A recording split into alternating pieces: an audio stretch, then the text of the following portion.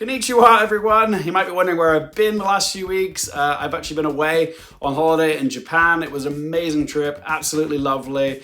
And I actively made the decision not to make any award season content while I was on holiday because I just wanted to be present with my partner and his family. But it has meant that I've missed a lot of the award season this year. In the time that I've been away in Japan, I have missed the Golden Globe winners, the Critics' Choice winners, the BAFTA long lists or short lists, and also the SAG nominees. And the sad truth is, I've only got a few days back in London before I have to get on a plane for my annual job in Switzerland. So I don't have a whole lot of time to make content whilst I'm here. But I really did want to do my final Oscar nominations prediction video in all 24 categories before I left. I absolutely love making this video. I actually think I prefer making my predictions for the nominees for the Oscars rather than predicting the eventual winners, just because there usually are more surprises on Oscar nominations morning than there are on Oscars night. And for a lot of the nominees, the nomination itself is the victory for a lot of them. We know, and probably they themselves know, that they're not going to go on to win the Oscar, but getting a nomination is still a massive deal, especially if it's for someone who's getting their first ever Oscar nomination. And there's plenty of films and performances that do have the potential to be Oscar nominated this year, but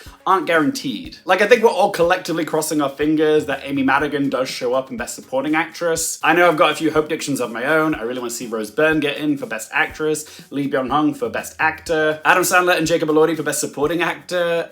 Any nominations for Train Dreams is a huge victory, or any nominations for the cast of Sinners, because we all know horror films do have a hard time getting their performances nominated at the Oscars, but we actually do have a lot of horror performances in contention to be nominated this year, what with Sinners, Frankenstein, and Weapons, so we could see a record-breaking number of nominations for horror performances this year, but we'll see. And then there's the very competitive director category this year, with so many titans battling out for those 5 slots. Paul Thomas Anderson, Ryan Coogler, Guillermo del Toro, Joachim Trier, Chloe Zhao, Josh Safdie, Jafar Panahi. Okay, it is going to be a bloodbath. But yeah, the Oscar nominations will be announced next Thursday on the 22nd of January, and all I'll say is please do prepare yourself for some delightful surprises and also some snubs that are sure to sting. But like I was saying before, it's also very exciting to see like people getting their first ever Academy Award nomination, and we do have a lot of people vying for the first ever nomination this year. I've written a bunch of them down, but we could see first time nominations for Josh Safdie, Elle Fanning, Renata Reinsfirst, Stellan Skarsgård, Inga Ipsoda-Lilias, Teyana Taylor,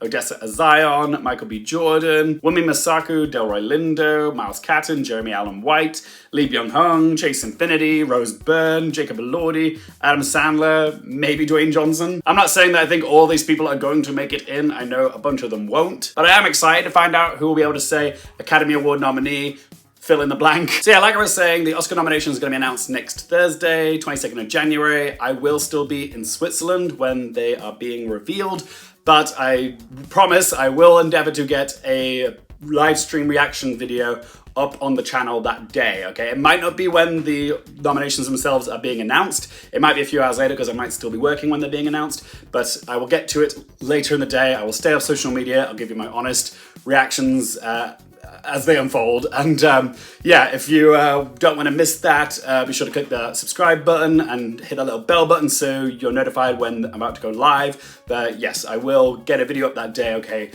The Oscar nominations is like, you know, Christmas Day for me, or my Super Bowl day. It's like one of my favorite days of the year, and I will not miss it. I will not miss the opportunity to share that with you guys. So yeah, please do stay tuned for that. As always, I will be putting my predictions into the Awards Expert app designed by Brother Bro and the Oscar Expert. If you haven't done so already, download it. It's free. It's a great way to compare your predictions to others and also get insight from other people that you trust. I'm just looking at it now, and I have been so busy the last few months, like on the run up to Christmas with my other jobs, that I haven't even like updated my predictions since 22nd of October for Best Actress, and everything else is blank. But yeah, if you want to see all of my predictions in one place, I will have them all on the Awards Expert app.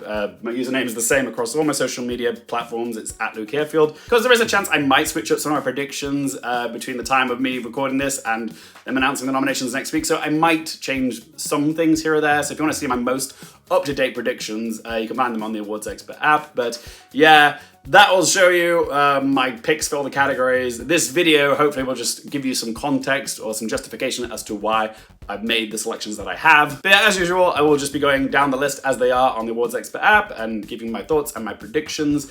We're going to start off with the big one, which is Best Picture, obviously. God, the last time that I was on the app and logged my predictions for Best Picture was the 28th of September last year. And God, it has changed so much since I put these predictions in, because last time I logged them, I had Jay Kelly, No Other Choice, Testament of Anne Lee, The Voice of Hin Rajab, and Wicked for Good all in my 10.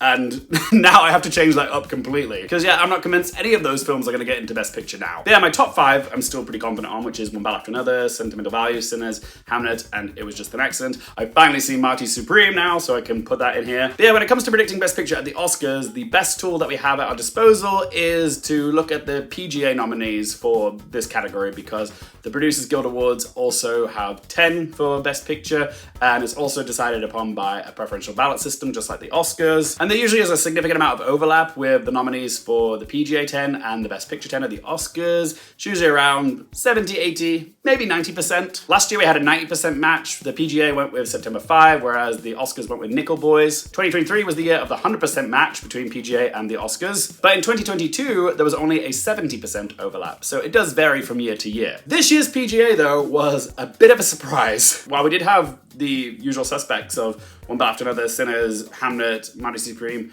and Sentimental Value to an extent, all the others were a little bit curvebally, like Frankenstein, Begonia, Formula One the movie, Train Dreams, and Weapons, okay? Not a lot of people got 10 out of 10 this year. But yeah, up until a few weeks ago, films like Begonia, Formula One the movie, Train Dreams, and Weapons I didn't think stood a chance of getting nominated for Best Picture at the Oscars. So yeah, I do think we're in for a year where the PGA 10 and the Best Picture 10 aren't going to see eye to eye. I think there is going to be some differences between those two selections. But also, one other variable this year is we're getting the BAFTA nominations after we get the Oscar nominations. So we don't actually have the BAFTA nominations to go off, but we do have the BAFTA shortlists. They're going to announce the BAFTA nominees on the 27th of January, by the way. I normally do use the BAFTA nominations to help inform my picks for the Oscars, but because we don't have these selected BAFTA nominees yet, I'm just going off the BAFTA shortlists. But there are 5 films which I do feel very confident are getting into Best Picture. Those are One Battle After Another,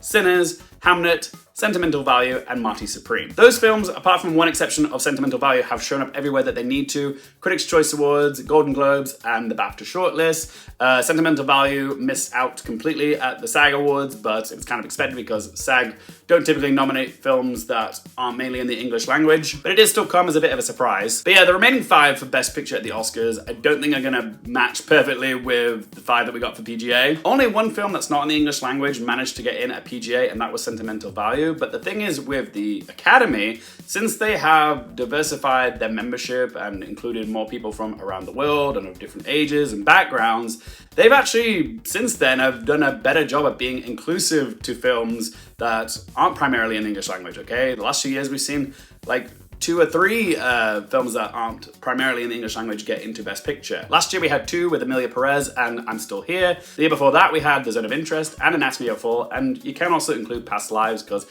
while it is an American film, okay, a lot of that wasn't in English. But yeah, when it comes to the Best Picture lineup this year, I do think we are going to get at least 2 films that aren't primarily in the English language in the lineup, but we could potentially even get 3, and there's a outside chance we may even get 4. The question is, which non-English speaking film is going to join Sentimental Value in the Best Picture lineup? Funnily enough, all the major players are neon films, okay? We've got It Was Just an Accident, The Secret Agent, and No Other Choice. And some people are making the case for Surat, but I'm not going to bother with that. It breaks my heart a little bit to say this, but I just don't think there is enough support this year for No Other Choice, because the film only got 1 mention on the BAFTA shortlist, and that was for film not in the English language. And given that The Secret Agent won 2 awards at the Golden Globes, Best Actor in a Drama for Wagner Moura, and Best Film not in the English language, a lot of people, myself included, are starting to think that The Secret Agent is like the I'm Still Here of this year, okay? Mirroring the success of I'm Still Here getting into Best Picture at the last second, and Fernando Torres coming along for an acting nomination, and that'll be the same with Wagner Moura. It also somewhat surprisingly won Best Film Not in the English Language at the Critics' Choice Awards as well, okay? And Sentimental Value was right there. So given its success at the Golden Globes, it seems very likely to me that The Secret Agent is going to get into Best Picture at the Oscars now. It's hard to bet against it. It Was Just an Accident won the Palme d'Or at Cannes, and it's also a neon film, so that should be enough to get it into the Best Picture lineup, even if it did miss the BAFTA shortlist for Best Film, but if recent Oscars history tells us anything, if your film wins the Palme d'Or at Cannes, then you have a very decent shot of getting into the Best Picture lineup. The only film from the last 6 years that didn't was Titan. And we have seen in recent Oscars history that the Academy do tend to favour films that got their start at Cannes or won a prize at Cannes. Last year they had 3 films in the Best Picture lineup that all got their start and won a prize at Cannes. Those were Anora, The Substance, and Emilia Perez. The year before that, we had Anatomy of a Fall and The Zone of Interest and Killers of the Flower Moon. So yeah, I'm going to be sticking with this Cannes trend and say that Sentimental Value, It Was Just an Accident, and The Secret Agent all get into our Best Picture lineup, which means we have got 3 remaining slots to fill. To me, the next most logical pick is Guillermo del Toro's Frankenstein because it's gotten in everywhere that it needed to. Critics' Choice, Golden Globe, it got SAG Ensemble, and it's also shortlisted for Best Film at BAFTA. And Guillermo del Toro has shown up pretty much everywhere that he needed to for Best Director. Okay, he got the DGA, Golden Globe, and Critics' Choice nominations. He did miss the BAFTA shortlist for director, but you have to remember with the BAFTAs, a committee decides the 10 for the shortlist, and they always pick 5 men and 5 women for the category. So yeah, if you're a man vying to get in that category, it's a little tougher because there's just so many more films made by men. Plus, Frankenstein is currently the frontrunner in a lot of the craft categories, okay? Production design, costume design, and hair and makeup. But you can also make the argument that now that Jacob Elordi has won the Critics' Choice Award for Best Supporting Actor, and he stands a decent shot of getting into Best Supporting Actor, that the film overall is quite well-rounded, okay? It's getting nominated in a lot of crafts, it's gonna get in a few tech categories as well, like visual effects, maybe sound, maybe score. And yeah, now that you've got an above-the-line nomination like Jacob Elordi seeming quite plausible, it's enough of a buttress to support a Best Picture nomination for Frankenstein. And the thing that I keep circling back to is the fact that Guillermo del Toro's other film, Nightmare Alley, did manage to squeeze into Best Picture that year, and that wasn't a guarantee. Frankenstein just feels a bit more well-rounded, like I was saying, so it does make sense that it'll show up. The Academy loves Guillermo del Toro, but yeah, it's also a Netflix film as well, and Frankenstein just seems to be their main pony in the race this year. Yeah, I'm putting Frankenstein in at number 8. And Netflix usually do have at least one film in the Best Picture lineup, and Frankenstein is stronger overall than, say, Train Dreams or Jay Kelly. The only thing that's making me feel a little bit nervous about it not getting in is the fact that Sinners is definitely getting in, and we've not really had 2 horror films in the Best Picture lineup before. Okay, this is kind of unprecedented. So yeah, if Frankenstein and Sinners both get into the Best Picture lineup, then that is a huge moment, okay? It's a huge victory that we have multiple films in the horror genre up for Best Picture at the Academy Awards, okay? I don't think it's ever been done. If it has been, do let me know in the comment section down below. But yeah, that still leaves me with slots 9 and 10 to fill, and this is where it gets really hard, because I can make an argument for so many films, okay? The options are Begonia, Formula One the movie, Train Dreams, No Other Choice, Wicked for Good, Weapons, Avatar Fire and Ash, Jay Kelly, Blue Moon, Surat. I was gonna say The Testament and Lee, but its complete shutout at the BAFTA shortlist has given me no sense of hope that it's gonna get nominated for Best Picture at the Oscars anymore. The easiest thing to do here is to default to Begonia, because it got 12 mentions on the BAFTA shortlist, okay? That is evidence, okay, that people like this film. I was always trepidatious to think Begonia was gonna be a big, Oscars player because it just doesn't have the fanfare that Poor Things did. But yeah, the sheer volume of mentions that it got at the BAFTA shortlist is enough to give me pause for thought and think, okay, maybe Begonia is a Best Picture nominee this year. I definitely didn't think that when I saw Begonia at the Venice Film Festival, but here we are now. But it just goes to show you how the award season race can shift unexpectedly. Even still, I'm not 100% confident on Begonia getting in. Like, there's still something that doesn't quite add up for me. Honestly, Begonia is the film that I'm most interested to see how it plays on Oscars morning. Like, is it gonna have loads of nominations, or is it just gonna have a few? Is there a chance it gets shut out altogether because this is a weird film? But honestly, even still, there's a giant asterisk next to Begonia for me, because I'm genuinely not sure how it's gonna play with the Academy. Even when I try to think of what Begonia's maximum amount of Oscar nominations could be,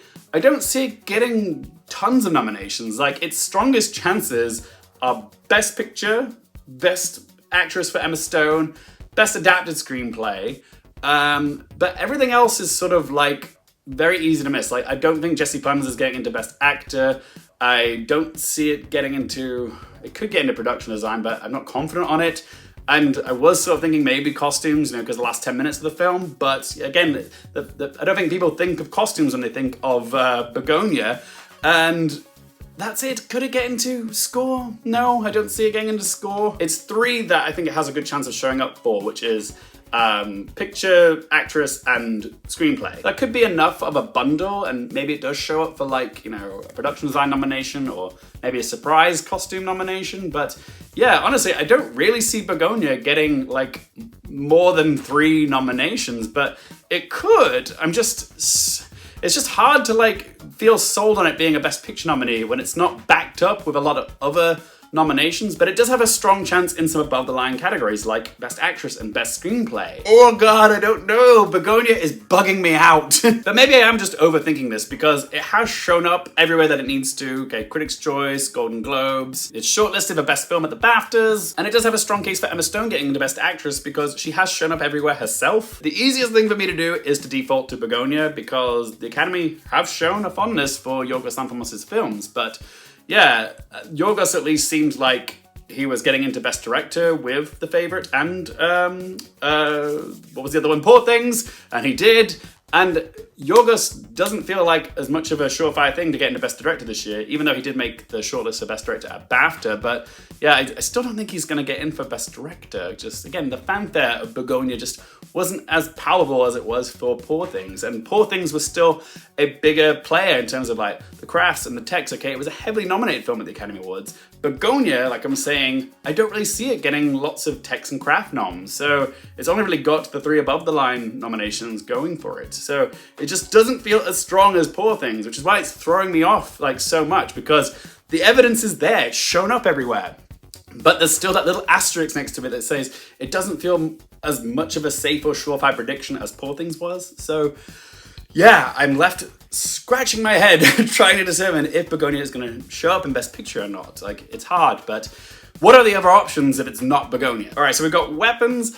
As much as I would love to see it happen, and the fact that I got into the PGA 10 was a huge gag, I don't feel brave enough to put Weapons into my predictions for Best Picture at the Oscars because that means we would have 3 horror films in the Best Picture lineup this year, and like I said before, like it's unprecedented that we've ever had 2 horror films in the Best Picture lineup. So to have 3 just feels very generous and a very ambitious prediction to think that like 3 horror films would get in and 3 films from Warner Brothers would get into Best Picture. I'm not saying it can't happen, but I just don't have the confidence to predict it. So yeah, I'm not going to predict Weapons for Best Picture. Formula One, the movie, also got in at PGA, which is wild. But there is an argument to be made that the predominantly older male portion of the Academy might have really gravitated to a film like Formula One, the movie. Okay, it's such a dad-tastic movie. Okay, it's very much like, you know, Ford v Ferrari getting into Best Picture, or Top Gun Maverick getting into Best Picture. Okay, it's a fun, big blockbuster action movie. It was a crowd pleaser, this movie, okay? It made a lot of money, and there is a chance it could show up in other categories like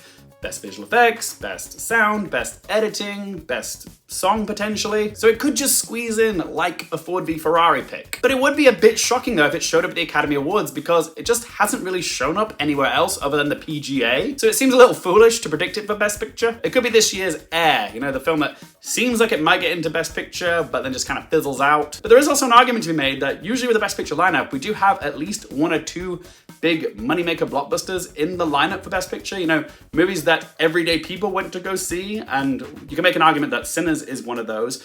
But yeah, if films like, you know, Wicked for Good and Avatar Fire and Ash, which made a lot of money, people went to see, don't feel as like surefire picks this year, then what do you go to next? And Formula One, the movie, actually feels like the next most logical pick because it did make a lot of money. Okay, people went to go see it. It's a crowd pleaser. And weirdly, it would also bring a bit of variety to the selection of Best Picture nominees because most of the films that I've got predicted already are quite art housey and quite, you know, critic centric. You know, you kind of do want some films in there that, you know, the general public went to go see, okay? You want a variety, an eclectic mix of films. And Formula One does bring a bit of variety in a sense when you compare it to like Sentimental Value and Secret Agent and yeah, it was just an accident, okay? It's a film that people have heard of. But there is a compelling argument to put Formula One in my Best Picture predictions. But then we have Train Dreams, which did show up at Critics' Choice and the PGA. And Joel Edgerton has been showing up for Best Actor nominations at Golden Globes, Critics' Choice, and the SAGs, and he also made the shortlist for BAFTA. So he is definitely on track to show up for a Best Actor nomination at the Oscars, and as we know, there is a strong correlation between Best Actor and Best Picture nominees. Like, usually the Best Actor nominees are in films that are also up for Best Picture. And it's not like Train Dreams can't show up in any other categories, okay? It is a strong contender for Best Cinematography. It could show up for Best Song, maybe Screenplay. And it's also a Netflix film, so it's got good backing behind it. The problem with Train Dreams is something I picked up on immediately after I watched it, and that it's that, you know, the beautiful, quiet, critics' darling film that quite possibly could be overlooked by the industry. But having said that, it does feel like Train Dreams has been surging over the last few weeks. The word of mouth on this film has been incredible, but I can still see it getting snubbed. Avatar: Fire and Ash is making a lot of money at the box office right now, but people just don't seem to care as much about this one. Wicked for Good seems to have fizzled out quite quickly, okay? People just aren't discussing it to the degree that they were with the first film. The problem with Wicked for Good is that it's facing an uphill battle of competing with itself, like the previous film, Wicked Part 1, because it was just, you know, more surprising, and it's the better film of the two. Everyone just collectively agrees with that. So I just don't know if I can see it getting into Best Picture again. Like, there's no need to, and it's just not been placing anywhere other than the Critics' Choice Awards. There's also a collective feeling that, okay, been there, done that, okay, we've already acknowledged Wicked just last year. Do we need to honor it again when there's so many other great films out there competing for these slots? And like I was saying, we normally do have at least one or two big money-making blockbusters in the Best Picture lineup, but I just don't know if I can see either Wicked for Good or Avatar: Fire and Ash showing up. Like, there's no evidence to suggest that they will. As someone who is a fan of Jay Kelly, it's disappointing to see that this film just did not take off in the way that I thought it would this award season. It had an abysmal turnout with the BAFTA shortlist. It only got one mention, that was for Adam Sandler for Best Supporting Actor. But yeah, its turnout overall of award season has been pretty flimsy. Like, it did get in at Critics' Choice Awards, but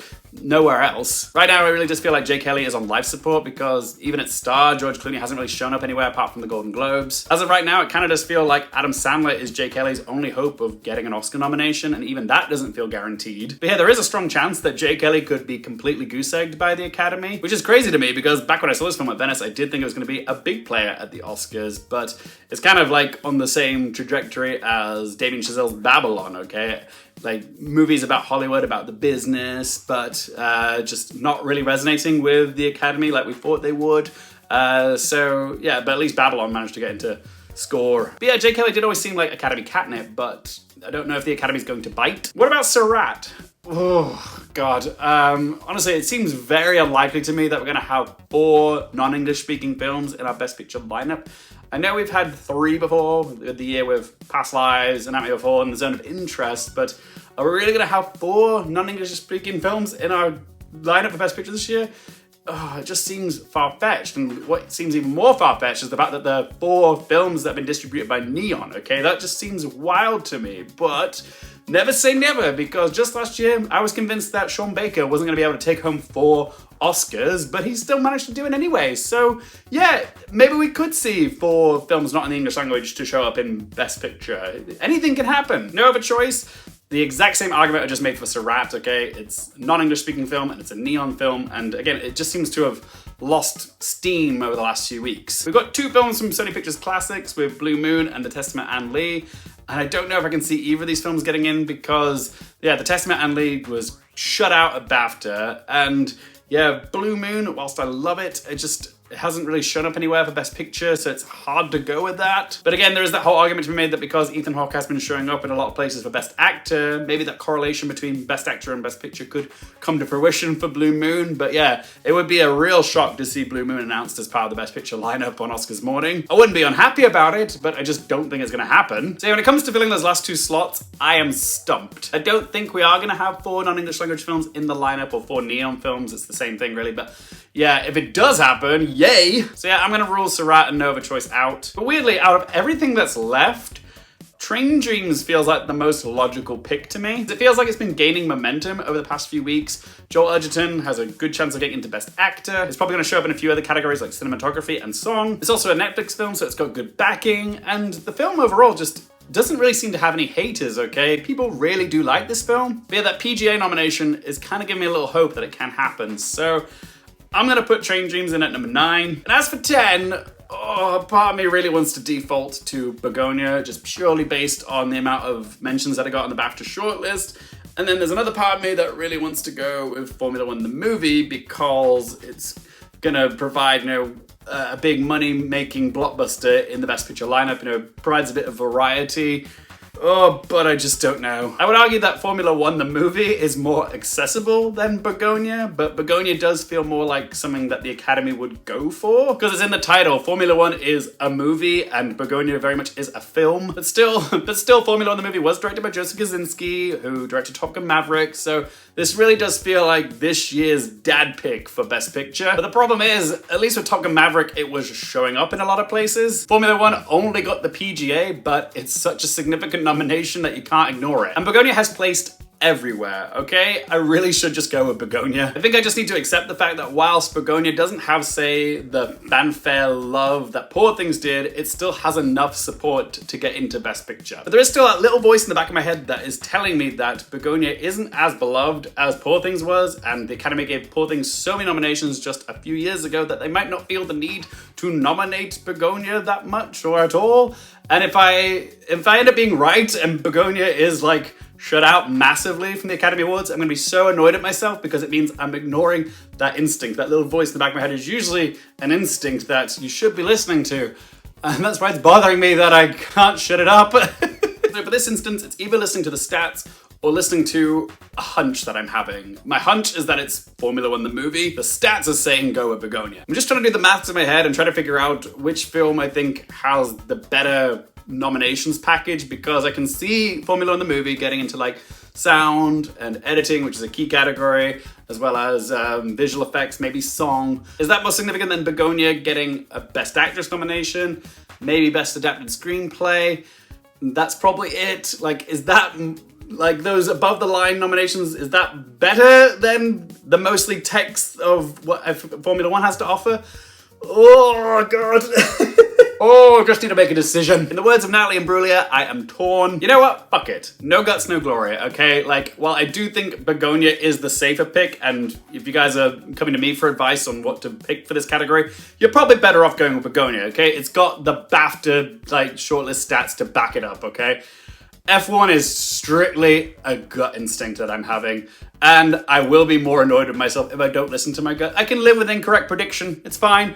But yeah, I feel like Formula One, the movie, it fills a slot that Begonia doesn't, and it just makes the Best Picture lineup a little bit more diverse, if you will, in terms of like the variety of films that are in there. Yeah, well, I probably will be kicking myself on Oscars morning when they announce the Best Picture lineup. I'm going to be bold and predict that the 10th spot goes to F1, the movie. I know I'm probably going to be wrong, and I can feel you guys clacking on your keyboards right now going, wrong, wrong, wrong, wrong, Luke, you should have gone with Begonia. And you're probably right. But you know what, like, it's fun to take a risk. I don't want to follow the crowd all the time.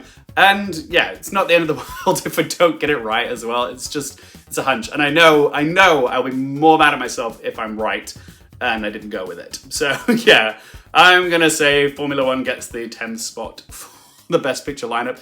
Never thought I'd end up saying that, which is wild, just wild. But hey, no guts, no glory. If you want, you guys can check the Awards Expert app to see if I still have F1 in over Begonia on the app, because yeah, I just know the next week I'm gonna be like, torn over that decision and like going back and forth on it, flip-flopping, if you will. Also, do let me know your 10 picks for Best Picture in that comment section down below. Okay, so next up we have Best Director, and whoo boy, this is going to be a bloodbath. The really harsh truth about this is that a filmmaker that you love and has a reasonable chance of getting into this category is probably going to miss. Mark my words, there will be a snub here. In a perfect world, the 5 films that I mentioned earlier for Best Picture, which I were like, yeah, these are 5 that are locked in for Best Picture.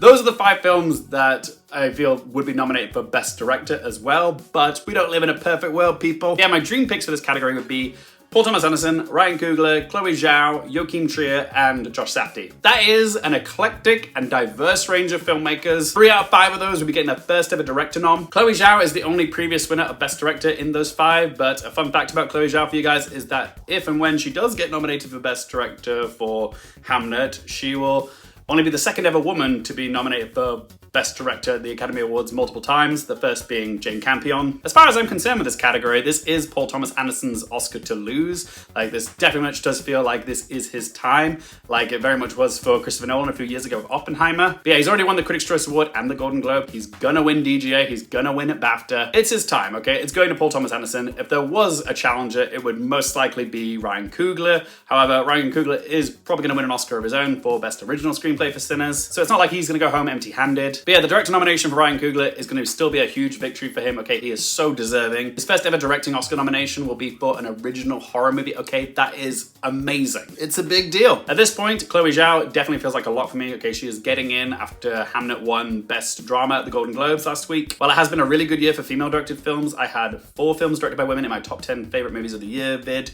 I'll pop a link to that if you want to check that out. But yes, Chloe Zhao is the only one who's really in the mix to get nominated for Best Director. But she's unlikely to win because she has already won in this category just a few years ago for Nomadland. Okay, there's no sense of urgency to give her another win so soon, especially when you've got Paul Thomas Anderson in the mix, who has been nominated 11 times by the Academy. 4 of those times were for directing. And yeah, he's so overdue at this point. Joachim Trier was overlooked by the Academy for Worst Person in the World, at least for directing. He did get the nomination for Best Original Screenplay. But yeah, since The Worst Person in the World, he has become more well-known in the Academy circles. And because he's made a film that won the Grand Prix prize at Cannes, it does feel quite likely that he will show up for Best Director. In recent Oscars history, the Academy have been known to nominate the directors of films that won prizes at Cannes. Just last year, we had 3 prize-winning films at Cannes. Those directors go on to be nominated. That was Sean Baker for Nora, Jacques Audiard for Emilia Perez, and Coralie Fajar for The Substance. So yeah, just based on that, you can make the argument that Jafar Panahi could still show up for It Was Just an Accident, because that won the Palme d'Or. Also, The Secret Agent got its start at Cannes. So is there an argument to be made that director Kleber Mendoza Filho could also show up in this category? Maybe, but it definitely doesn't feel as likely because he hasn't really shown up anywhere else. But yeah, Jafar Panahi is wildly respected. Neon have done a cracking job of putting on a good campaign for him. Okay, he's really been getting out there. He's been talking to people and screenings and like doing lots of interviews. Like, he's really been putting in the legwork. So there is an argument to be made that Panahi could bump someone off like Joachim Trier or maybe Josh Safdie. Josh Safdie got the DGA and the Critics' Choice Award. He did miss at the Golden Globes. But yeah, Mighty Supreme really is peaking at a good time, okay? Now that the film's been released over Christmas, it's really being talked about, heavily discussed. People really like this film. It's also an American film, which, you know, the Academy do like to nominate American movies, or American directors, I should say. Josh Safdie has garnered a lot of respect, along with his brother Benny, for their previous films, Good Time and Uncut Gems. But is there a chance, because, you know, this is one of Josh Safdie's first solo film projects, that maybe the director's branch will sort of view him as not a novice, but like still has a bit to learn and maybe has to pay his dues more? Because yeah, the director's branch at the Academy have been known to be quite exclusive, okay? They're quite gatekeepy with who they let into the club, and yeah, maybe there's a chance they see Josh Safdie as someone like who needs to pay their dues a little bit more. Look how long it took Sean Baker to get his first directing nomination. And then there is Guillermo del Toro, who, like Emma Stone, is another Academy darling, okay? Everybody just loves this man. He's just so lovable. And like I said, he's showing up pretty much everywhere other than the BAFTA shortlist. But again, it's a bit more competitive there because of the committee picking only 5 men and 5 women for the shortlist. So he could absolutely get into Best Director at the Oscars. I know I said before Night Morale got into Best Picture, but Guillermo didn't get in for directing that year. His last nomination for directing was the one that he won for The Shape of Water. So some Academy members might be thinking now is a good time to give him his next directing nomination, especially for a film like Frankenstein, which is like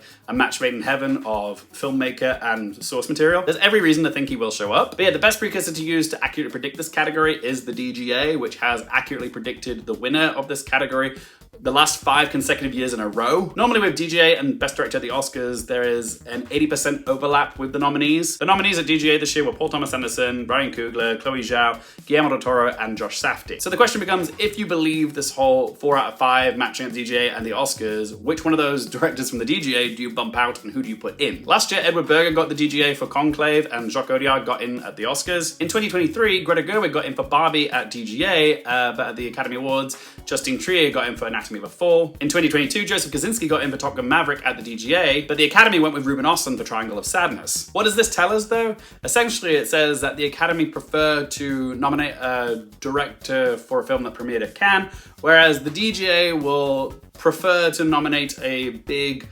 popcorn blockbuster movie like Barbie or Top Gun Maverick. So by that logic, either Jafar Panahi or Kleber Mendoza Filho might be more viable than Josh Safdie or even Guillermo del Toro. But yeah, it's a tough one to call. Is there a chance we go 5 for 5 this year with DGA and directing at the Oscars? Maybe, but I have a feeling that Academy voters from outside the US might be more drawn to someone like Jafar Panahi than Josh Safdie. Personally, I would rather see Josh Safdie get in because Marty Supreme was my third favorite film of last year, but I'm just not sure he's gonna have as much sway with the director's branch of the Academy than say someone like Jafar Panahi, who is so well respected and very well seasoned. So yeah, I'm putting it in now. My 5 for Best Director are Paul Thomas Anderson, Ryan Coogler, Chloe Zhao, Joachim Trier, and Jafar Panahi. Yeah, I'd rather see Josh Safdie show up. Ooh, that's fun to say. Josh Safdie show up. New tongue twister. But I'd rather see Josh Safdie show up. I'd rather see Josh Safdie show up.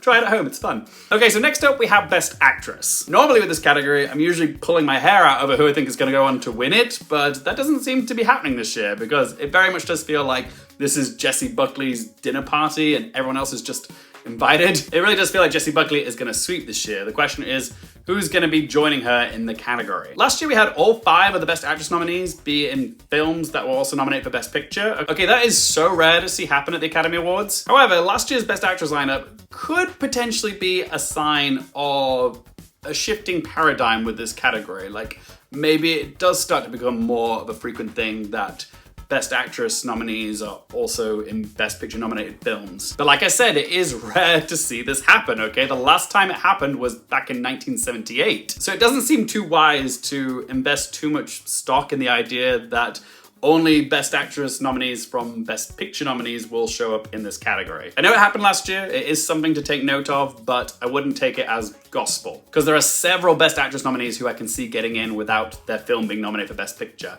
Rose Byrne in If I Had Legs I'd Kick You, Amanda Seyfried for Testament and Lee, even Emma Stone for Begonia. Like, I can see her getting in and Begonia missing Best Picture. But I think we all know this is Jessie Buckley's dinner party and everybody else is just a guest. But yeah, who's on the guest list? On the awards expert app, Rose Byrne seems to be most people's number 2, which makes sense because she did win the Golden Globe for Best Comedy/Musical Performance. I understand, but I'm gonna put Chase Infinity in for One Battle After Another, just solely based on the strength of One Battle After Another. I think it is gonna be a Best Picture winner, and yeah, like, I think a bunch of the performances are gonna be nominated for it, and yes, I do think Chase Infinity, even though she's like a brand spanking newcomer to the industry, I think she is gonna get in. At number 3, I'm gonna put in Renata Reinsve for Sentimental Value. I know some people have taken a step back after Sentimental Value was completely shut out at the SAG Awards, but you guys have to remember that it's behavior from the SAGs, which is, you know, it's expected. They don't typically nominate performances that are not in the English language at SAG, okay? Like, it's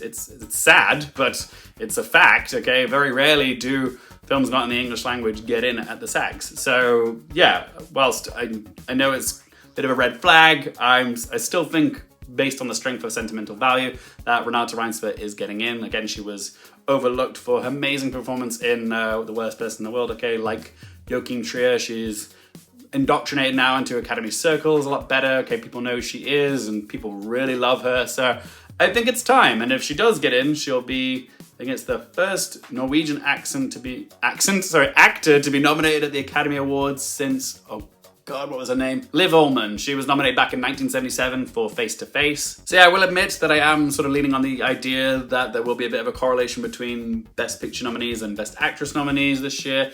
So that's why I've gone with Buckley, Infinity, and what was the third one that I just mentioned? Reinsve. But what about the other 2 slots? Like I said, a lot of people are predicting Rose Byrne. Like, she's most people's number 2 on the awards expert app, which makes sense. She has shown up everywhere that she needed to. Golden Globe, Critics' Choice, SAG, the BAFTA shortlist. On paper, she really does have the goods to go all the way and get her first ever long overdue Oscar nomination. But I will admit, I am worried about Rose Byrne. This horrible feeling is brewing inside me that she is the Best Actress snub this year that just gags us all. Like the one who shows up at all the previous precursors but then just doesn't get in it at the Oscars. kind of like Amy Adams for Arrival, Viola Davis for The Woman King, Margot Robbie in Barbie, or Lady Gaga in House of Gucci. Now, I'm not saying that I want her to be snubbed, okay? I really hope that I'm wrong and she does show up. In theory, on Oscars morning, going alphabetically, she should be the second name that's called out right after Jessie Buckley. Hopefully we can all breathe a sigh of relief that her name is called out. But why do I think she could be potentially snubbed? I think the answer is quite simple. It's the thing that usually trips people up at the Oscars, and that is genre bias. I just don't know if the Academy are going to champion a performance like Rose Byrne's in a film as weird as If I Had Legs, I'd Kick You. The film itself is far from conventional. The film is heavy, it's weird in places, and quite frankly, the subject matter of If I Had Legs, I'd Kick You is something that the Academy tends to avoid, because it's all about the turbulent troubles of motherhood. It's the type of film that often alienates the older, predominantly male members of the Academy. It's not a subject matter that they're typically drawn to. Hence why Toni Collette was snubbed for Hereditary, or Jennifer Lawrence was passed over for Mother. And speaking of Jennifer Lawrence, I don't think she's gonna get nominated for Die My Love, which also explores similar themes that If I Had Legs, I'd Kick You does. I'm not saying I agree with it. I do think Rose Byrne should be nominated for this performance, and if she does, it's gonna be an amazing pick. But yeah, it's still a subject matter that I feel like it makes a lot of Academy members uncomfortable. So they might gravitate towards performances that are a little safer, a little bit more conventional, say like Kate Hudson in Song Sung Blue. I'm not rooting for this, but I do think there is a strong chance that Rose Byrne's performance in If I Had Legs, I'd Kick You ends up being one of those performances that we cite as one of those shocking snubs that deserved to be nominated but was egregiously snubbed, like Toni Collette in Hereditary or Lupita Nyong'o in Us. But yeah, I hope that I'm wrong, but this is purely based on previous Oscars history. Ever since I saw the film, Rose Byrne's performance in If I Had Legs, I'd Kick You always did seem like an uphill battle to get nominated for the Oscar. And while she has prevailed over the other precursor hurdles, the biggest obstacle for her to overcome is the Academy Award nomination itself. But yeah, some of you guys might be thinking, but Luke, if Demi Moore can get nominated for a performance in a very bonkers movie like The Substance last year and go on to be like, you know, an eventual frontrunner, then why can't Rose Byrne do the same for this film? Well, to that I say The Substance, the film, was in a much stronger position than If I Had Legs, I'd Kick You is, because The Substance got nominations in a lot of above the line categories. It got into Best Picture, it got into Best Director, Best Screenplay. Whereas with Rose Byrne, she is pretty much If I Had Legs, I'd Kick You's only hope of being nominated for an Oscar. But is she like a Kristen Stewart in Spencer? Perhaps. But there is hope for Rose Byrne because she did go on to win that Golden Globe, which was just like Fernando Torres last year. She got the Golden Globe win and then she showed up in Best Actress at the Oscars. But again, I'm Still Here's Best Picture nomination was a big surprise, okay? Not a lot of people predicted it, and nobody's expecting If I Had Legs to show up in Best Picture. But yeah, while it is hard to ignore that Golden Globe win, there is something you guys should be aware of with the Golden Globe winners for Best Actress, because we do have two Golden Globe Best Actress winners, one for drama and one for comedy/musical. Rose Byrne won the comedy/musical. When it comes to drama, the last 16 years in a row, the recipient of the Golden Globe drama went on to be nominated at the Academy Awards. However, when it comes to the winner of the Golden Globe for Best Actress musical/comedy, there are far more instances over the last 16 years where the winner of this award didn't go on to be nominated at the Oscars, like Rachel Zegler for West Side Story, Rosamund Pike for I Care a Lot, Awkwafina for The Farewell, Amy Adams for Big Eyes. So there is a possibility that Rose Byrne could be one of those Golden Globe musical/comedy winners that doesn't go on to get an Oscar nomination. But yeah, it's just a feeling that I'm having. But yeah, there are still 2 slots up for grabs, so Rose Byrne could claim one of them, but if it's not Rose Byrne, who else is in the running? Well, we've got Emma Stone for Begonia, Amanda Seyfried for Testament Van Lee, Kate Hudson for Song Sung Blue, Cynthia Erivo for Wicked for Good, J-Lo for Die My Love, Eva Victor for Sorry Baby, Tessa Thompson for Heather, and Julia Roberts for After the Hunt. There is a strong argument to be made for Emma Stone for Begonia. Like Rose Byrne, she has shown up at all the significant precursors, okay? Golden Globe, Critics' Choice, BAFTA shortlist, SAG. And whilst her performance in Begonia is quite weird, it's something that is similar to Rose Byrne's performance, it's not conventional, but the thing we know about the Academy is that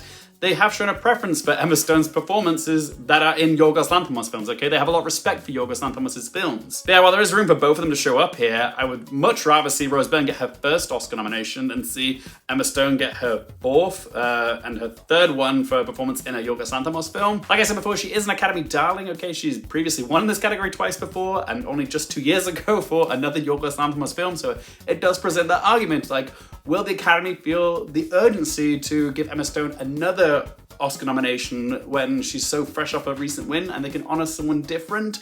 Who knows? But but she is phenomenal in Begonia. Okay, the work speaks for itself. She deserves a nomination. But rather than seeing the same people being nominated over and over again, isn't it nice to see new people acknowledged, like Rose Byrne or Ava Victor or Tessa Thompson? We'll give someone like Kate Hudson her second nomination, who hasn't been nominated since 2001 for Almost Famous. Begonia definitely isn't going to get the same double-digit Oscar nominations bundle that Poor Things did. Okay, Poor Things got 11. Like, I feel like the maximum that Begonia could probably get is 6, but I don't think that's gonna happen. But yeah, Emma Stone's another one who I share the similar feeling that I had for Rose Byrne, that she could be one of those people who gets nominated at all the precursors but just misses at the Oscars, because Begonia, again, is a weird film, but again, because it's a Yorgos Lanthimos film, it's probably a little bit more respected and accessible than If I Had Legs, I'd Kick You. But I do have some interesting facts for you guys about Emma Stone, because if she does get nominated for Best Actress for Begonia, and Begonia also gets into Best Picture, then she will be the first ever woman to have 2 nominations for Best Actress and Best Producer, because she did that with Poor Things. But also, if she does manage to get those 2 Oscar nominations, then she will be the youngest woman ever to get 7 nominations at the Oscars. The record's currently held by Meryl Streep. She got her first 7 nominations by the age of 38. Emma Stone is currently 37, or she will be on Oscars morning. So yeah, if she does get those 2 Oscar nominations, then some history will be made. What about Amanda Seyfried? Does she have any chance, even though The Testament and Lee was completely left off the BAFTA shortlist? It's really hard to predict her with that stat, okay, because that's just like evidence that there is not much support, if any, for Testament and Lee. And I know she got in the Golden Globes and the Critics' Choice Awards, but yeah, she also missed at SAG, so yeah, it's going to be a big uphill battle for Amanda Seyfried to get in, but never say never, because again, Testament and Lee is a Sony Pictures film, and they have shown us in the past that they have managed to get us like a surprise acting nomination here or there, like just last year, Fernando Torres for I'm Still Here. They also managed to get Penelope Cruz an Oscar nomination for Parallel Mothers, and she wasn't nominated at any of the precursors. All she had was the Volpe Cup win. So yeah, there is still a part of me that thinks Amanda Seyfried could be like the sole nomination for Testament and Lee, but I do think there's a strong chance Testament and Lee is a film that will just be completely goose-egged. Kate Hudson does have the SAG nomination, and it would be nice to see her get her second Academy Award nom. But again, she's kind of Song Sung Blue's only hope of getting an Oscar nomination. But she is kind of giving me like Annette Bening in Naiad vibes, where it's one of those performances which just, you know, ticks a lot of boxes and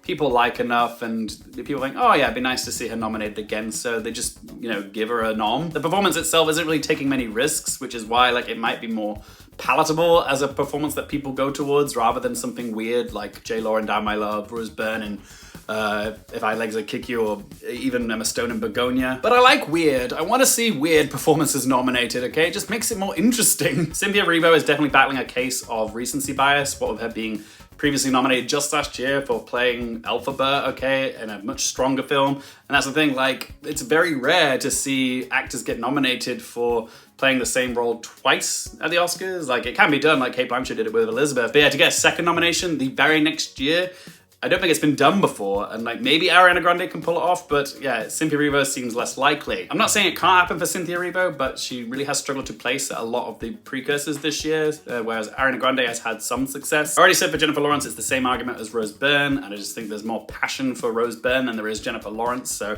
yeah, I don't think J-Lo is getting in. But I will say it would be a deserved nomination if she did show up. I know a lot of people wanted to see Julia Roberts nominated again, but yeah, After the Hunt feels like it was dead on arrival. I do think there is a slim case to be made for Ava Victor, because her film Sorry Baby really was like, you know, a success story of the year. It was a debut film which, you know, wrote, directed and starred in, and like there is something to that argument that, oh, she deserves something for that little film that could, you know. The problem is I just don't know if enough people have seen it. The film probably has a bit of a boost ever since Ava Victor got the nomination for Best Actress at the Golden Globes. Maybe that sparked enough interest for some people to check it out, but I'm not brave enough to predict her showing up as a surprise, but you never know. I also really love Tessa Thompson's performance in Hedda, but the film really hasn't made that much impact. But yeah, I rambled on about this category for far too long. My 5 for Best Actress, I'm gonna go with Jessie Buckley, Chase Infinity, Renata Reinsve, Kate Hudson for Song Sung Blue, just cause it feels like a nice, safe, conventional pick. And then, oh, do I go with Emma Stone or do I go with Rose Byrne? I kind of do want to take a risk and go with Rose Byrne, even though it really does feel like she could be snubbed here. Rather see Rose Byrne get nominated than Emma Stone get nominated again. So Emma Stone. But yeah, what about you guys? Who are your 5 picks for Best Actress this year? Let me know in the comment section down below. All right, then moving on to Best Actor. And just like every year, Best Actor isn't as stressful trying to pick as Best Actress is. There is potential for a surprise here, but I think this category is mostly going to resemble the 5 that we got at SAG. But instead of Jesse Plemons for Begonia, we can take him out and put Wagner Moura in instead. So yeah, my 5 for Best Actor are Timothée Chalamet, Leonardo DiCaprio, Michael B. Jordan, Ethan Hawke, and Wagner Moura. But who could surprise here? Definitely Joel Edgerton for Train Dreams, okay? He is one to watch out for. It seems very weird to be predicting Train Dreams for Best Picture and not really have it in many other categories other than cinematography and song. And it does feel like, because Joel Edgerton has showed up pretty much everywhere that he needs to, that he could just show up here. But the reason I don't have Joel Edgerton in my 5 for Best Actor at the Oscars is because the Academy typically tends to nominate the bigger performances in this category. Joel Edgerton's performance in Train Dreams is quite introspective and subtle. Everyone else that I'm predicting for this category, with maybe the exception of Wagner Moura, is really flexing, really emoting, going really big. They give him more noticeable, scenery-chewing performances than what Joel Edgerton's doing in Train Dreams. You can argue that Joel Edgerton's performance is more impressive because it's smaller and more reserved, more natural. As we've seen in recent Oscars history, the Academy do typically like to acknowledge performances that are a little bigger, like performances where they can really see the acting. And between Wagner Moura and Joel Edgerton, who both give the more reserved performances of the bunch, Wagner Moura comes out on top because he has that Golden Globe win. And I know Wagner Moura missed the BAFTA longlist for Best Actor. I don't care, okay? It's just like what happened with Fernanda Torres of I'm Still Here last year. Okay, she missed there, but got in at the Academy Awards fine. You can make the case though that Joel Edgerton could potentially bump out Ethan Hawke for Blue Moon, because Ethan Hawke is the only one of the current 5 that have got predicted for Best Actor whose film is probably not gonna get into Best Picture. That makes him a little bit more vulnerable than the others, and I am predicting Train Dreams to get into Best Picture, so that might just give Joel Edgerton an edge over Ethan Hawke. But again, if we're comparing Ethan Hawke's performance in Blue Moon to Joel Edgerton's in Train Dreams, Ethan Hawke's performance is definitely the showier of the two, okay? It's a lot more peacocky. He has so much dialogue in that film, okay? He gives a lot of big, impassionate speeches, okay? You can really see him, acting for the back row in that movie. So I can see the Academy preferring that to the more delicate, gentle performance that Joel Edgerton gives in Train Dreams. You can also make the argument that maybe Michael B. Jordan could get shock snubbed for Sinners. Genre bias strikes again because it is a performance in a horror film, but I just don't see Michael B. Jordan missing solely based on the strength of Sinners overall. Sinners is going to be nominated in a lot of categories, a lot of above the line categories for that matter, so at least one performance has to come along with its bundle, and Michael B. Jordan definitely makes the most sense. He's playing both the Smokestack Twins, okay? It's a dual performance. He should definitely come along as part of the Sinners Oscars bundle. I'm like 95% sure that he's getting in, but there's like 5% of doubt that maybe he could miss because of genre bias. Could Leonardo DiCaprio miss? Because he has been overlooked for his last 2 big movie roles, which were Don't Look Up and The Killers of the Flower Moon. He wasn't nominated for either of those performances and was deserving for both, but yeah, I don't know if I can see Leo missing this year. Like, if anything, those 2 previous omissions for those 2 movies just adds more reason for him to be nominated for this, because One Battle After Another is going to be a juggernaut Oscar nominee. It's going to get at least double-digit nominations, and yeah, again, because it's the Best Picture frontrunner, I don't see how you can give it all those Oscar nominations but not give one to Leonardo DiCaprio, who's the central character of the film. I know I said the exact same thing about him in Killers of the Flower Moon, but his performance in One Battle After Another is just too good to not nominate. Plus, I think we're all here for the whole mentor-mentee storyline of Timothée Chalamet going up against Leonardo DiCaprio in Best Actor, okay? As Chalamet has kind of been DiCaprio's unofficial protege, I think a lot of us want to see that showdown. Well, actually, now that I think about it, it's probably more likely that the showdown will come down between Chalamet and Wagner Moura, because Moura got the Golden Globe. But yeah, what I'm trying to say is I still think DiCaprio is going to get in. Could anybody else show up? I mean, I would love to see a surprise nomination for Lee Byung-hun for No Other Choice, but there's no evidence to suggest that's going to happen. I mean, I know he did win the TIFF Tribute Performers Award, which in past years has been kind of a useful tool, but it wasn't so useful last year with Amy Adams for Night Bitch. I don't think he's going to show up just because No Other Choice was pretty much left off the BAFTA shortlist, other than film not in English language. Jesse Plemons could show up like he did at SAG, but I'm not confident enough to predict him. George Clooney for J. Kelly would be a gag at this point. Like, the only thing he's got so far was the Golden Globe nomination. He didn't even make the BAFTA long list. But if he did manage to somehow show up in Best Actor, then I would maybe think that, oh, J. Kelly's probably going to get into Best Picture as well. Not saying it's going to happen, I'm just saying I would probably think that if George Clooney's name was read out on Oscars morning. There was a time when a lot of people were thinking that Jeremy Allen White was automatically going to get into this category because of him playing, you know, a legendary American rock star, Bruce Springsteen. But the movie ended up being so beige that I think a lot of people have forgotten that they've actually watched that film. At this point, Jeremy Allen White would be gobsmacking if he showed up. But I can't completely rule him out because, again, of who he's playing, you know, beloved American figure, Bruce Springsteen, who was very much around during the time when the predominantly older majority of the Academy membership were, you know, growing up watching him and loving him, like, appreciating his music. So, you know, maybe they just nominate him because they like who he's playing, but I hope to God that doesn't happen. It would just be such a boring pick for Best Actor if he did get in. And that's coming from someone who likes Jeremy Allen White, just I didn't like the Springsteen movie. No to Dwayne Johnson, Oscar Isaac, Daniel Day-Lewis, Brendan Fraser. I'm gonna stick with these 5 and I'm fairly confident about them. Okay, so next up we have Best Supporting Actress, and this is a really interesting category again this year because while it does seem that now that she's won the Golden Globe, Teyana Taylor is the new obvious frontrunner for this category.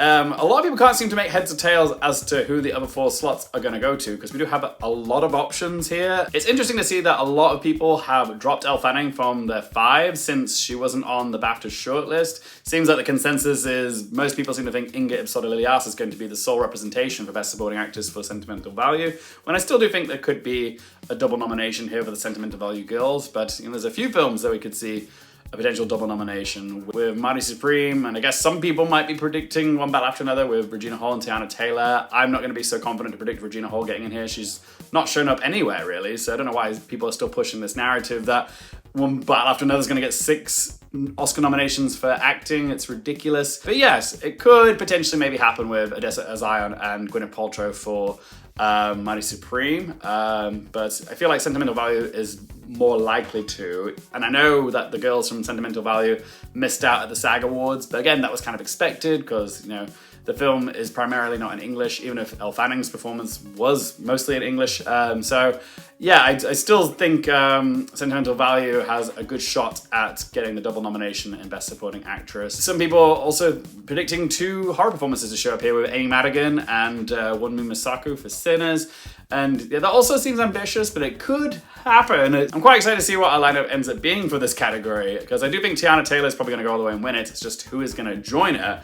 And like, there was a time when I thought Ariana Grande could be the front runner in this category again, but now I'm debating whether or not to put her in my 5 now, because I feel like there's a stronger case for so many of the other candidates, rather than giving Ariana Grande a second nomination for playing the same role in a movie that's not as good as the first film that she was nominated for. And yeah, the fact that Cynthia Erivo is probably not getting into Best Actress means why would they feel the need to also give Ariana Grande a second nom if Erivo's not getting one? But you never know. I do think Grande's performance stood out a little bit more than Erivo's did. But yeah, the only person in this category who I feel confident is getting in is Teyana Taylor. Everyone else has like a strike against the name. It's actually quite hard for me to decide who to put in at number 2. Like, who is Teyana Taylor's closest competition? Is it Amy Madigan because she got the Critics' Choice Award?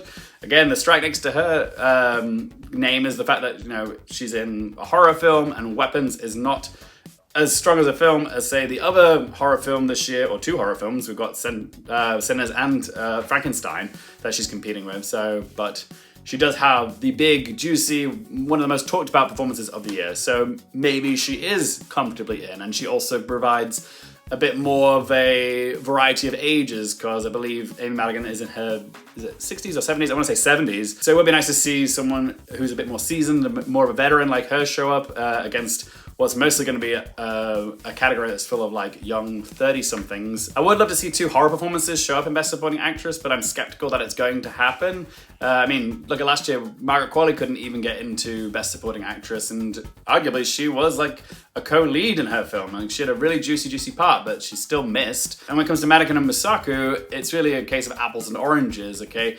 Madigan's performance is much bigger, scenery chewing, it's a lot more fun, whereas Wunmi Mosaku is in the stronger film overall. It's going to get lots of nominations. It's just a question of, does she come along as part of Sinners' big Oscars bundle? Like, she very much could. And she also, again, brings a bit of diversity to the category as well. But yeah, I can see the pros and cons for both of them, and there is a chance we could still get both of them, which would be lovely. But I'm still hesitant to put either of them in at number 2. I feel, actually, right now, my number 2 might actually be Odessa Zion for Mighty Supreme. Even though she hasn't placed everywhere, she did get in at SAG. She is on the shortlist for BAFTA, and I do think because Timothée Chalamet is such a legit contender for Best Actor, that it seems a bit weird that he'd be the only performance nominated for Marty Supreme when he is the supposed Best Actor frontrunner. Like, as we've seen in the past few years, the Best Actor winning performance, there's always at least one other performance from the movie that comes along for a nomination, and Odessa Azayan just seems to make a little bit more sense to me than Gwyneth Paltrow does, because she hasn't really shown up in that many places. So I would think Odessa Azayan has a slight edge, and yeah, I think I'm gonna give the second spot to Odessa Azayan, but that's just because I don't know where else to go. So to me, she just seems to make the next most logical sense, but I could be wrong. I think a lot of people do want to see Amy Madigan get in, okay? It's an exciting performance to see nominated. It's just Weapons isn't that strong of a contender overall, even though it did get that Best Picture nomination at PGA. But Madigan has been showing up in all the precursors. You can say she's a little bit more consistent than Wunmi. And I know Elle Fanning missed at SAG and wasn't on the BAFTA shortlist where Inga Ibzola-Lilias was. But I really just feel like she's a little overdue, especially over the fact that she didn't get into Best Supporting Actress last year against her co-star Monica Barbaro for a complete unknown. And if the outcome is that Inga gets in but Elle Fanning doesn't, then she's really gonna have this narrative then of always the bridesmaid, never the bride. It's a case of nice girls always finishing last. So yeah, well, I do feel pretty confident that I feel like I know who's gonna go on to win in this category. I still think Best Supporting Actress is quite a chaotic category to predict who the other nominees are going to be. I think we could be in for a surprise. Like, could we see something truly shocking like Nina Hoss getting in for Header, or maybe Emily Blunt for The Smashing Machine? Maybe, who knows? But for me, I think I'm gonna go with Teyana Taylor, Odessa Azayan. I'm gonna go with a double nomination for Sentimental Value, so I'm gonna go Inga Ibzola-Lilias at 3, Elle Fanning for 4, and then I'm gonna give the 5th spot to one of the horror girlies. Do I go with the bigger, arguably more discussed performance of the year with Amy Madigan, or do I go for Wunmi Mosaku, who's in the stronger Best Picture contender? Oh, it is tough. I think most people would go for Amy Madigan. I'm just trying to envision them calling out the names for this category on Oscars morning. I really can see them saying Amy Madigan and there being a lot of excitement for that. Like, I can see it happening. Oscar, I'm just gonna go with the performance that I think brought more joy to people this year, and that is Amy Madigan for Weapons. Even though I think Wunmi Mosaku is deserving, I'd love to see it in there as well. But yeah, I'm just gonna go for it. Amy Madigan, Weapons. Anybody else showing up in this category other than Ariana Grande or Wunmi Mosaku would be a shocker. And if Madigan does get in, I'm going to be elated for her, okay? Gladys is going to the Oscars. Okay, so next up we have Best Supporting Actor, and this is hands down the easiest of the 4 acting categories this year to call. All of award season, it's been the same 6 usual suspects vying for 5, sometimes 6 slots. But yeah, the ones that I think are definitely getting in are Stellan Skarsgård, Sean Penn, Benicio del Toro, Paul Mescal, and then it's a toss-up between Adam Sandler for Jay Kelly and Jacob Elordi for Frankenstein. But now that Jacob Elordi has won the Critics' Choice Award for Frankenstein, I think that gives him an edge over Adam Sandler, so I'm putting Jacob Elordi in, which if he does get nominated, I believe he'll be the first ever male Gen Zer to be nominated for an Academy Award, so good for him. But yeah, we'll wait and see. But yeah, apologies to all the Adam Sandler fans out there. I would love to put him in here. I'd like to see the Sandman nominated just as much as you, but Jay Kelly is just very, very weak right now, especially compared to Frankenstein, because Adam Sandler was literally like the sole representation for the BAFTA shortlist for Jay Kelly. So yeah, I feel like Jacob Elordi just has a little bit more going for him, even if Adam Sandler does have that sort of overdue career narrative. So yeah, I'm going with Jacob Elordi. Anybody else showing up in this category other than Adam Sandler would be a surprise, but you know, I wouldn't be totally upset if Delroy Lindo showed up or Miles Catton, but I'm not expecting it to happen. Okay, so next up is Best Original Screenplay, a category that I'm not too worried about this year. I think I agree with the Awards Expert 5 for Original Screenplay, which is Sinners, Sentimental Value, Marty Supreme, It Was Just an Accident, and The Secret Agent. Since The Secret Agent's success at the Golden Globes, with it winning Best Actor for Wagner Moura and Best Film Not in the English Language, I feel more confident about that film getting into Best Picture, and typically if a film's getting into Best Picture, the screenplay does get nominated alongside it, so yeah, I'm putting in The Secret Agent. The dark horse in this category is probably Sorry Baby, because Eva Victor has had a little bit of a surge since her Golden Globe nomination, so maybe there's new invested interest in the movie, maybe more people have checked it out, and maybe they might want to acknowledge Eva Victor for, you know, such a strong debut, especially one which is on triple threat form of writing, directing, and acting in it. So maybe that's how they acknowledge Sorry Baby. at the Oscars, but I feel like it's probably a film that's going to be goose-egged. Next up is Best Adapted Screenplay, and this is Paul Thomas Anderson's To Lose. It's his dinner party in this category, everybody else is just a guest. Again, the same argument I made with original screenplay. If I think it's getting into Best Picture, then the script is more than likely to get acknowledged. So yes to Hamnet, yes to Frankenstein, and Train Dreams. And then there's Begonia, which did have a strong turnout at the BAFTA shortlist. It got 12 mentions, so yeah, I'm gonna put it in at number 5. I would love to see No Other Choice show up here, but it didn't get a mention on the BAFTA shortlist. I don't think we're gonna get a nomination for the third Knives Out film, Dead Man Walking. I know the first 2 Knives Out films did get screenplay nominations, but yeah, I just don't see it happening for the third. Personally, I'd love to see a film like Blue Moon show up in this category because I think that script is so well written. Okay, there's just so many juicy monologues or speeches for Ethan Hawke to deliver, and you know, just so eloquently written, and the vocabulary is just exquisite, but yeah, it's not happening. Okay, so new category this year, which is Best Casting. This is gonna be a fun one to see how it turns out because this is a first, okay? There's no precedent with this category, okay? Nobody really knows how it's gonna go down. All we really have to go off with this category, besides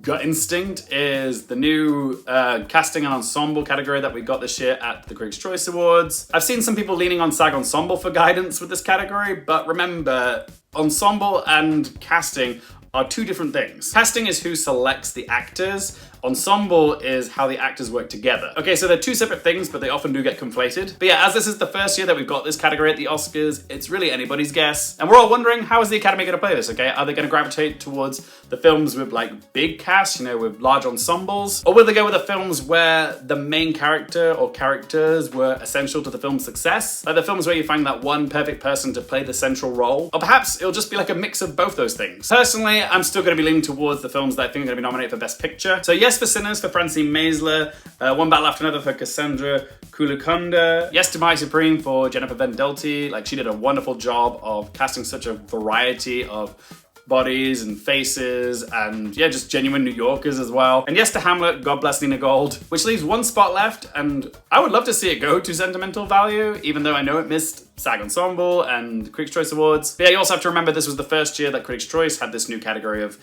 casting and ensemble, but they also gave slots to Jay Kelly and Wicked for Good. I don't think the Academy are going to do that. But perhaps the Academy, which does have a broader selection of voters that live in Europe, might be more drawn to a film like Sentimental Value for casting, say over Frankenstein, which did get into SAG Ensemble and the shortlist for casting at BAFTA, but so did Sentimental Value, and Sentimental Value is such a perfectly balanced ensemble of the 4 main characters. I'd love to see something wild happen here, like Sarat getting a nomination. Like, they might actually do that because the casting director did such a good job of finding non-actors to play these roles. Maybe The Secret Agent could surprise here with voters from outside the US going for, you know, an alternative pick like The Secret Agent. Heck, even Weapons would be a fun choice, what with Amy Madigan playing one of the most discussed, most memorable characters of the whole year with Gladys. But yeah, I do think it is just like a little too easy to like default to the films that like are the strongest Best Picture contenders. Like when BAFTA introduced this category and like Rocks ended up winning, you know, that was such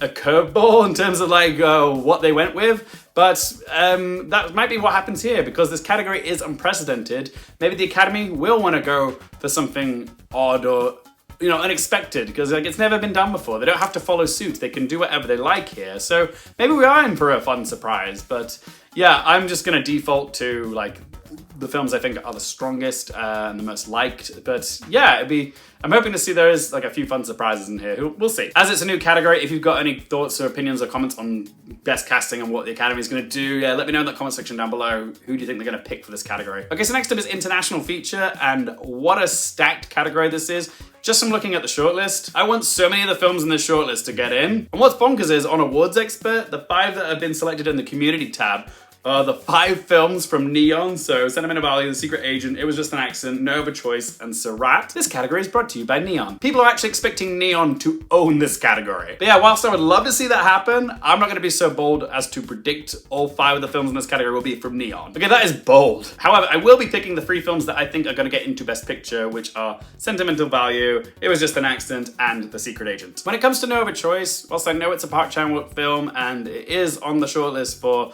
film not in the English language at BAFTA, I don't think it's gonna get in at the Oscars. I would have needed to see at least one other mention on the BAFTA shortlist for any other category, but it just hasn't shown up anywhere other than film not in the English language. Park Chan-wook didn't get a mention for Best Director, and he got a Best Director nomination at BAFTA for Decision to Leave, so it just sort of paints the picture that No Other Choice just isn't as strong as Decision to Leave was, and Decision to Leave wasn't that strong to begin with. So yeah, I'm just not convinced it's gonna happen for No Other Choice. I feel like it's probably gonna get snubbed or goose-egged entirely, which does break my heart a little bit. Seurat could definitely happen. It's made a lot of noise, it's shown up in a lot of the precursors, and it definitely has a shot of getting into some other categories like Best Sound, maybe Score, and potentially casting, but that feels slim to me. But the fact that it's in contention for other categories, I think gives it a boost over other films like No Other Choice. So yeah, I'm gonna put Seurat in at number 4. The Voice of Hind Rajab is quite tempting because it got in at Golden Globes, it did miss at Critics' Choice, but it is on the BAFTA shortlist and it did win a prize at Venice. It's also been backed by some pretty big names in the industry like Alfonso Cuarón, Jonathan Glazer, Brad Pitt, Joaquin Phoenix, Rooney Mara. It's also got the emotional X factor, okay? Most people who saw this film ended up bawling their eyes out. Okay, that's not something you quickly forget when a film has made you sob. Personally, I would love to see Left-Handed Girl get in. The fact that it's got 4-time Academy Award winner Sean Baker co-writing and editing this film definitely does help it out. And it's such a sweet crowd pleaser. Like, I could see this film showing up in a similar way that Perfect Days showed up, because that was another movie that people just fell in love with and really enjoyed watching. They're both very likable films. It's also backed by Netflix. So yeah, for me, the 5th spot is a toss-up between Left-Handed Girl and The Voice of Hind Rajab. But I think I'm gonna go with The Voice of Hind Rajab just because it's a bit of a bigger film and it's more topical because it's all about, you know, the war that's going on in Gaza, and, you know, the Academy are quite virtue signaling, so I feel like they, you know, will acknowledge it, you know, to show their support. So yeah, that's what I'm putting in at number 5, but I would not be upset if Left-Handed Girl or No Other Choice showed up here. All right, next up is documentary feature. With this category, the most important precursors to look at in order to make your predictions are IDA, the BAFTAs, or in this case the BAFTA shortlist, and Cinema Eye. And also, to an extent, the Gotham Awards. Basically, you want to go through all of those and see which films pop up the most across all 4 of those, and those are typically the ones that you're going to see nominated at the Oscars. Maybe not 5 out of 5, but usually I get about 3 or 4. I've cross-referenced all those precursors and seeing what's come up the most, so I'm going with 2,000 Meters to Andrivka, The Perfect Neighbor, Cover Up, Mr. Nobody against Putin. Then it's a toss-up between Come See Me in the Good Light or Seeds, neither of which got on the BAFTA shortlist for Best Documentary, but also neither did The Alabama Solution, and that's currently number 4 on the Awards Expert app. But I'm gonna go with Come See Me in the Good Light because it got special mention at IDA and Cinema Eye. Okay, so next up we have Best Animated Feature. K-Pop Demon Hunters wasn't eligible at BAFTA, which is why it didn't show up on the shortlists, but it doesn't matter because it's still gonna win the Oscar. The reason for that is because it's the only film from the animated feature selection that's gonna be nominated in another category, and that's Best Song for Golden, and it has a pretty good chance to win Best Song, like it's already won at the Critics' Choice and the Golden Globes. So yeah, it's definitely going in at number 1. I'm also putting in Zootopia 2 or Zootropolis 2 if you're based in the UK, Elio because it is a Pixar film. I don't think it's going to win, but Pixar usually do show up. Then Arco, which would be another nomination for Neon. And for the 5th spot, it's either going to be Little Amelie, the character of Rain, or Demon Slayer. Awards Expert seems to think it's Little Amelie. I've still not seen it, but I've heard wonderful things about it. I heard it's quite a charming movie, so yeah, I'm gonna go with that, but it wouldn't surprise me if Demon Slayer did manage to show up. It's done alright this award season. Usually box office does help in this category, so you can make an argument that maybe Ninja 2 could show up because out of all the prospective nominees for Best Animated Feature, it has made the most money, but yeah, it just hasn't been placing all that much over this award season, so yeah, I'm not putting it in my 5. Next up is another one of my favorite categories, which is cinematography, because like Best Actress, this is usually a very competitive category. My wish pick for this category is to see Darius Khondji nominated for Mighty Supreme. Absolutely love the cinematography of Mighty Supreme. It's one of the most unique, visually striking movies of the year, and yeah, I do think Darius Khondji is getting in, but the consensus on Awards Expert right now is that he's not getting in. He's currently at number 6. But yeah, he got in at ASC and he also got onto the BAFTA shortlist, so I do think he can still get in. Question is, who do I bump off in order to squeeze him in? I do think Autumn Gerald Archibald is getting in for Sinners. That's absolutely gorgeous, and if she does win, she'll make history as the first woman of color to win in this category. Yes to Michael Bauman for One Battle After Another. What he did with Panavision cameras is just, you know, mind-blowing in that film. I am putting Adolfo Velosa in for Train Dreams. That's one of the first things I think of when I think of Train Dreams is the cinematography, okay? It's natural, but it just feels so epic. So that means I have to either bump out Dan Laustsen for Frankenstein or Lucas Zoll for Hamnet. Yeah, Frankenstein's definitely a visually striking film in terms of the cinematography. Yeah, I think I might bump out Hamnet because whilst it is a beautiful looking film, when I think cinematography, I think most people would think Marty Supreme has got a more interesting look than Hamnet. So that's how I'm justifying it to myself. So yeah, I'm gonna bump off Hamnet and put Mighty Supreme in at number 5. But yeah, could something else show up here? Claudio Miranda for F1. Don't think so. As much as I love Robbie Ryan, I don't think he's gonna get in for Begonia. Although you could make an argument for Nouvelle Vague because usually there is like one black and white film that gets into this category, so maybe David Chambiel could show up for Nouvelle Vague, but yeah, it doesn't seem like most people are nominating him. Okay, so next up is Best Editing. Okay, this is a very important category because like a great movie is nothing without good editing, okay? You can have the most beautiful shots in the world, but if it's not stitched together beautifully by the editor, then it's nothing. But yeah, there are a few things that you can look to in order to help inform your picks for Best Editing. One of them is to obviously look at the films that you think are gonna be like frontrunners for Best Picture, because often the Best Picture winner is at least nominated for Best Editing. But also the other category that's intrinsically linked to editing is Best Sound. Often the sound winner and the editing do go hand in hand at the Oscars. So yeah, if your film has a good use of sound in it or is very bombastic and loud and quite flashy, then there's a chance editing might come along with it as well. So yeah, for me, most of my picks are the films that I think are the strongest contenders for Best Picture. So we've got Andy Jurgensen for One Battle After Another, Michael P. Shovner for Sinners, Ronald Brunstein and Josh Safdie for Mighty Supreme, Alfonso Goncalves and Chloe Zhao for Hamnet. Those are the 4 strongest like Best Picture contenders in my opinion. The 5th one would be Sentimental Value, which is in contention, but I'm not going to predict it just because I don't think it's a very flashy use of editing. Usually in this category there is like one fast-paced vehicular movie like Top Gun Maverick or Ford v Ferrari, so I'm gonna go with F1 the movie because I do think that F1 also has a good shot of getting into Best Sound, and I can't really say that about Sentimental Value, so it just seems like a more logical pick to me. In a fair world, no other choice would be nominated here because the editing in that film is fantastic. If a film were to surprise here, maybe A House of Dynamite could show up because the editing in that film, particularly the first 40 minutes, is quite flashy, okay? It's very good at making you feel tense and nervous, and a lot of that it comes down to the editing. Okay, so we're on to the crafts now with production design. Tamara Deverell is currently the frontrunner in this category for Frankenstein. Then for the other slots, they typically do tend to lean more towards the period films rather than the fantasy or the contemporary films. So Sinners for Hannah Beachler and Monique Champagne, Fiona Crombie and Alice Felton for Hamnet because they recreated the Globe Theatre. That was very impressive. And then Jack Fisk and Adam Willis for My Supreme, like some of the exterior shots of that, how they transformed real day New York into like 1950s New York was just phenomenal. Then there's the question of, can Nathan Crowley get in for Wicked for Good again? I'm not so sure. It's currently number 3 on the Awards Expert app, but they won in this category last year. So there might be that mentality of like, well, do we need to honor them again when we can honor someone new? And to be honest, I don't know if there were that many new sets in Wicked for Good that we hadn't already seen in the first film. Like I know we got Glinda's apartment and Elphaba's little treehouse thing, but yeah, a lot of the scenes were shot on like blue screen. You know, there's a lot of CGI in the second half more than the first half, which had way more impressive practical sets and stuff. So yeah, I'm not so sure about Wicked for Good showing up again here, but what would take its place? Avatar, Fire and Ash, One Battle After Another, Testament and Lee. Part of me would really love to see the Fantastic Four First Steps show up here because it did get in at Critics' Choice and it's on the shortlist of BAFTAs. I just love the retro-futuristic vibe of Fantastic Four, but I don't know, the Academy too stuffy and pretentious to give a production design nomination for the Fantastic Four?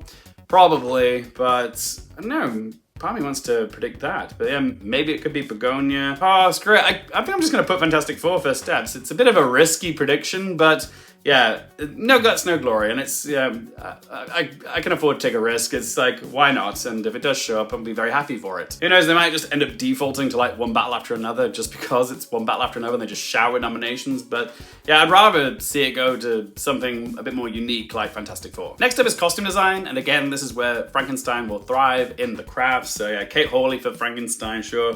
Ruthie Carter for Sinners. Could Paul Tazwell get in again for Wicked for Good, even though he did already win for Wicked Part 1? I mean, he did create the whole sex cardigan for Elphaba, which definitely made some noise, but is that enough to justify another nomination when they can honor someone new?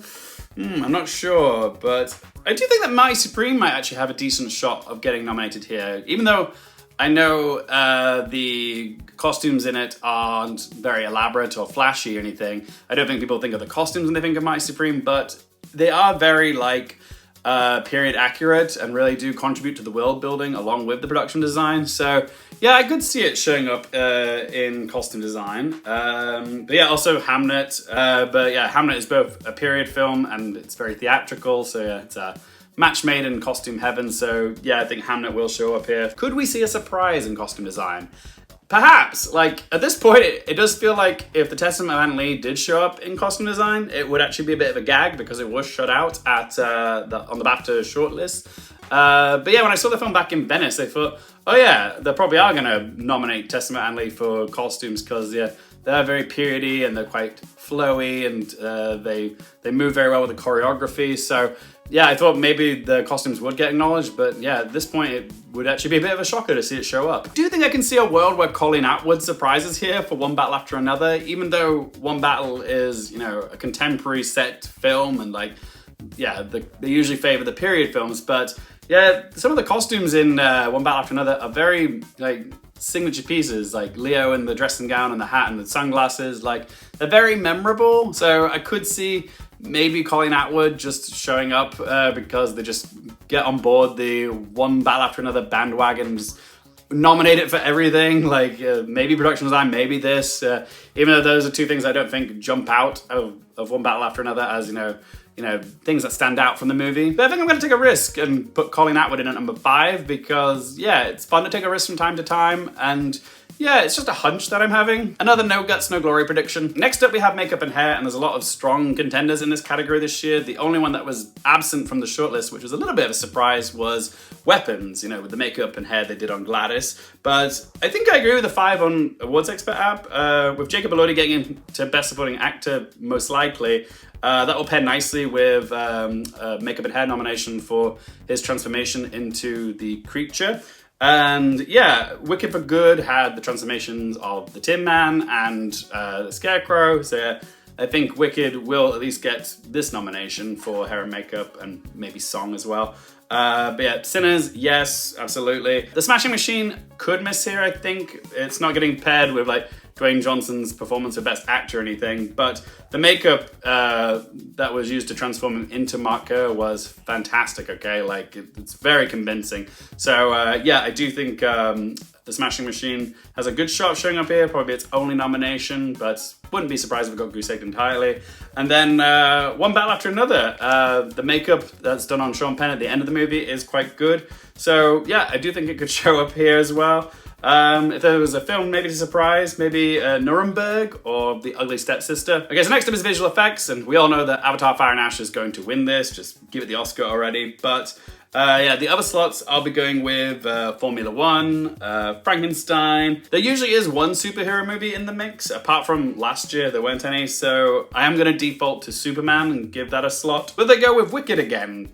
Perhaps, but I'm actually going to go with Sinners, and it's not because it's a Best Picture contender, but yeah, some of the actual visual effects shots in Sinners are so impressive. I was watching behind the scenes of it earlier, and yeah, some of the visual effects in it are just phenomenal. So I think Sinners might actually just show up here. Okay, so next up is Best Sound, and again, this category is usually linked with Best Editing, and you also have to remember with this category, the Academy loves films about planes, trains, automobiles, or if your movie has, war in it, if there's lots of big battles, gunfire, etc. Okay, they like the noisy films. Also, if your movie is a musical or uses a lot of music in it, then that is definitely a plus in your column. So yeah, I'm going to be predicting Sinners, Formula One, definitely One Battle After Another because of the whole car chase sequence, Frankenstein, and I can see why people are predicting Avatar, Fire and Ash, because usually that is the other nomination it gets besides visual effects. But I just don't think they're going to conform this year. I think they will probably go with something like Sarat, because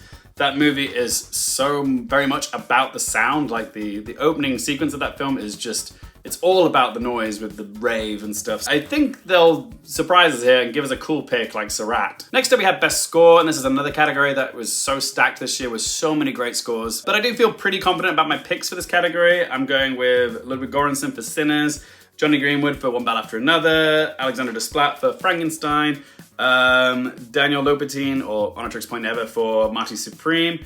Then it's between either Formula One or Hamnet. Hans Zimmer's Formula One is definitely more bombastic and epic, whereas Hamnet is more emotional and subtle. Even something like Surratt could show up here, but the thing that's holding me back from predicting Surratt is the fact that just last year, the Academy could have nominated challenges in this category, and they didn't. And because this is also sort of a movie with a lot of techno-infused score, I just don't know if they're gonna go for it.